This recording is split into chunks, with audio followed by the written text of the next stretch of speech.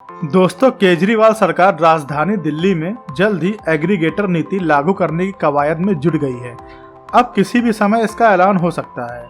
इसका मकसद दिल्ली में पॉल्यूशन स्तर को नियंत्रित करने के साथ साथ निजी कंपनियों के वाहन को हायर करने के बाद यात्रियों को होने वाली परेशानियों से निजात दिलाना भी है, जिसके लपेटे में अब ओला उबर जैसी कंपनियां भी आ जाएंगी। ओवर चार्जिंग या यात्रियों से गलत आचरण आदि की शिकायतों पर एग्रीगेटर पॉलिसी के तहत कार्रवाई की जाएगी। साथ ही एग्रीगेटर सेवा प्रदाता कंपनियों को अब अपने 2 पहिया और 4 पहिया वाहनों को एक निश्चित संख्या तक इलेक्ट्रिक व्हीकल में बदलना होगा।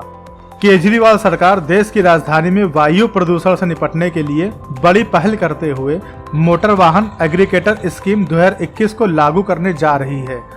साल 2023 की शुरुआत में यह स्कीम जमीन पर आ जाएगी। इस नीति में जहां इलेक्ट्रिक वाहनों को बढ़ावा दिया जाएगा, वहीं ओला उबर जैसी कंपनियों की मनमानी पर नकेल कसने की तैयारी भी की जा रही है। यदि ऐसी कंपनियों से संबंधित चालक सवारियों से अधिक पैसा वसूलता है या ठीक से पेश नहीं आता है, तो संबंधित चालक और उस कंपनियों के खिलाफ कार्रवाई की जाएगी। दिल्ली के परिवहन मंत्री कैलाश गहलोत ने कहा कि दिल्ली जल्द से जल्द शहर में यात्रा व माल परिवहन वितरण सेवाएं प्रदान करने वाला भारत का पहला राज्य बन जाएगा।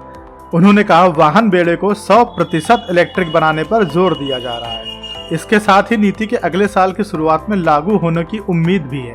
इस नीति के तहत अब राइड एग्रीगेटर यानी ओला उबर और डिलीवरी सेवाओं प्रदाताओं को अपने वाहनों के नए बेड़े में अनिवार्य रूप से इलेक्ट्रिक वाहनों को शामिल करना ही पड़ेगा।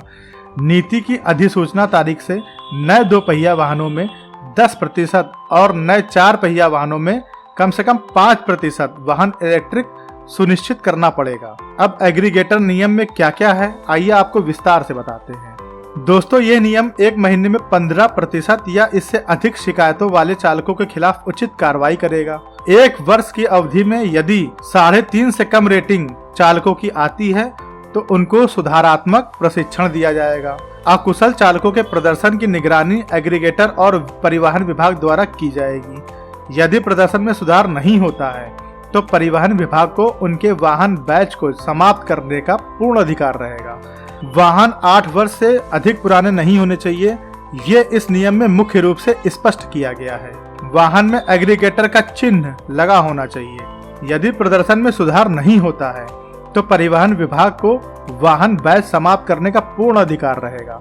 वाहन यदि 8 वर्ष से अधिक पुराने हैं तो उनको स्वतः निरस्त कर दिया जाएगा। दोस्तों, साथ ही साथ आगे ये भी बोला गया है कि एग्रीगेटर्स को कैब में पैनिक बटन लगवाना होगा ताकि आपात स्थिति में स्थानीय पुलिस से संपर्क किया जा सके। यात्रियों को कम से कम 2 लोगों का लोकेशन शेयर करने की सुविधा होगी। ऐप के फायरवॉल का निर्माण कराना होगा ताकि यात्रियों के पर्सनल डाटा लीक ना हो।